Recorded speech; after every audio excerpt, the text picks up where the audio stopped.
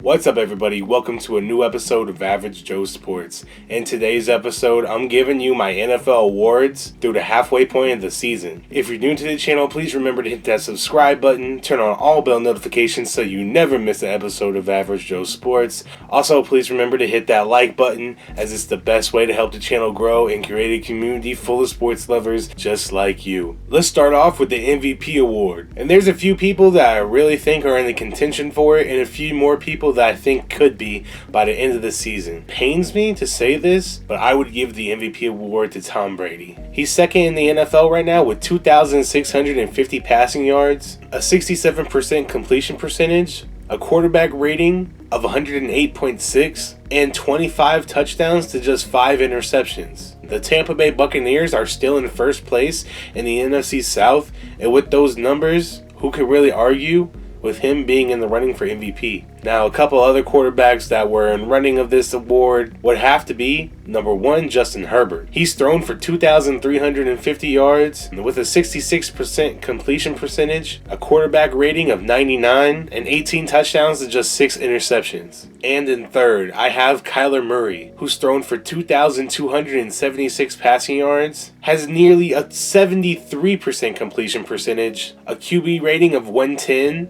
and 17 touchdowns to 7 interceptions. Now, a few other names that I would really look out for would be Josh Allen, Matthew Stafford, and possibly Lamar Jackson, all three of which are having really good seasons, and all three of those quarterbacks also lead their division. Who would you have as MVP so far this season? Let me know in the comment section down below. Next up, let's go to the Offensive Rookie of the Year. And I'm going to give you probably somebody you haven't really heard that much of.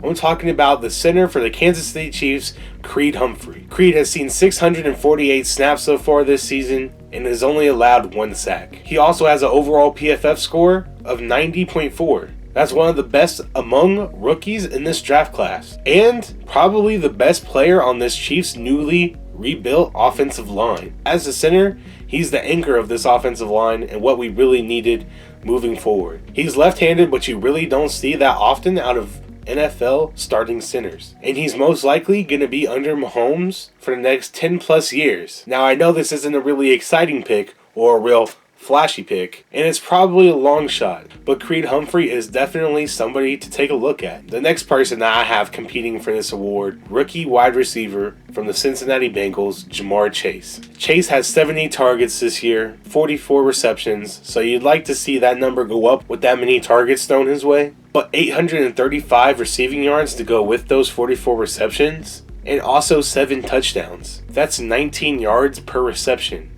And PFF scores him at nearly 77. He's been an instant weapon for Joe Burrow coming out of LSU, but teams really are starting to adjust to the coverages that they show him. They're not going to allow him to beat him over the top in single coverage anymore. He's earned that respect only halfway until his rookie season. So how will that make him improve as a wide receiver?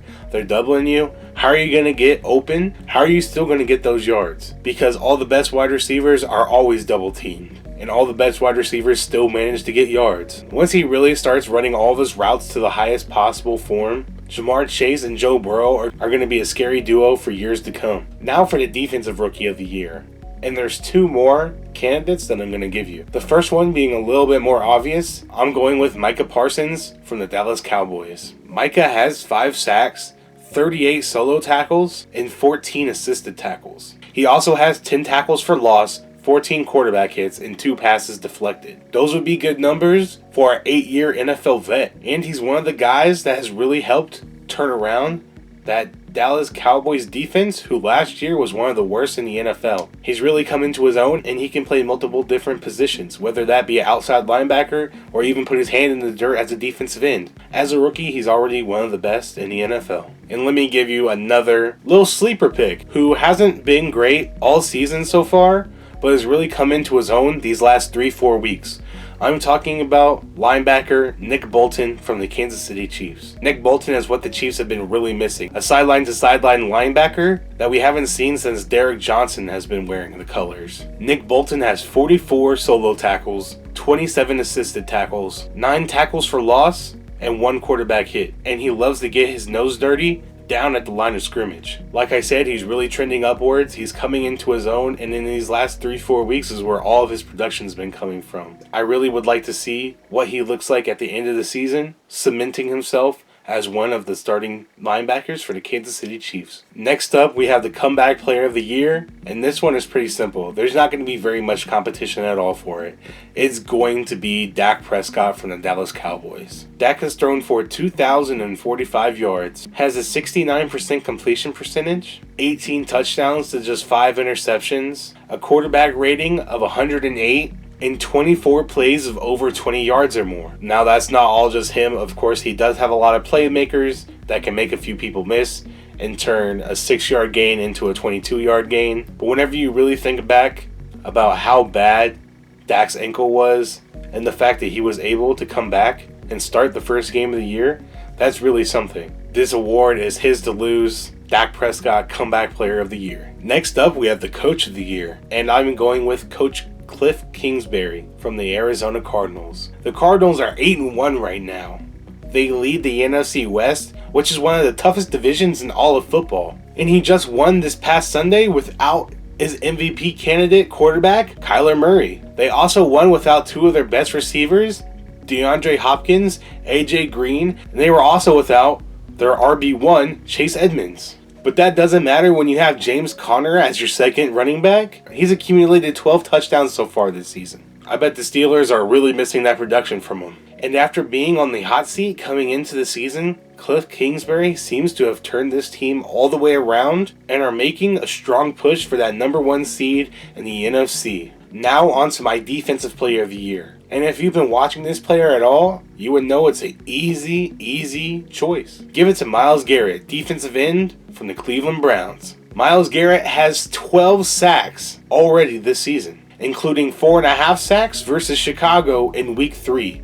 That was a tough day for Justin Fields. Myles Garrett also has 20 solo tackles, 13 assisted tackles, 12 tackles for loss, and 23 quarterback hits. Mans gets to the quarterback. Relentless. He's an absolutely game breaker type player on the defensive side of the ball, and he has a realistic chance at breaking Michael Strahan's sack record of 22.5 set all the way back in 2001. He's at 12 right now, and with an extra game, I have all the confidence that Myles Garrett will break the sack record. And finally, we have the Offensive Player of the Year award, and I'm going with Cooper Kupp, wide receiver from the Los Angeles Rams. Cooper Kupp already has 74 receptions for 1,019 receiving yards. That's an average reception total of 13.8. He also adds 10 touchdowns to the mix. You can tell that Cooper Kupp has already built a strong relationship with new quarterback Matthew Stafford.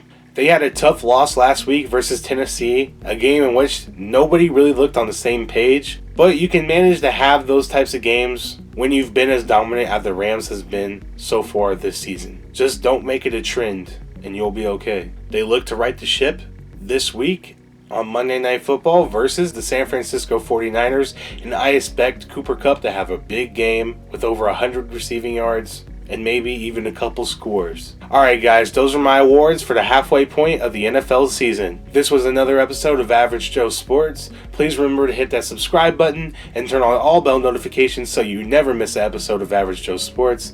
Also, please hit that like button, as it's the best way to help the channel grow and create a community full of sports lovers just like you. I'll be back with another episode soon.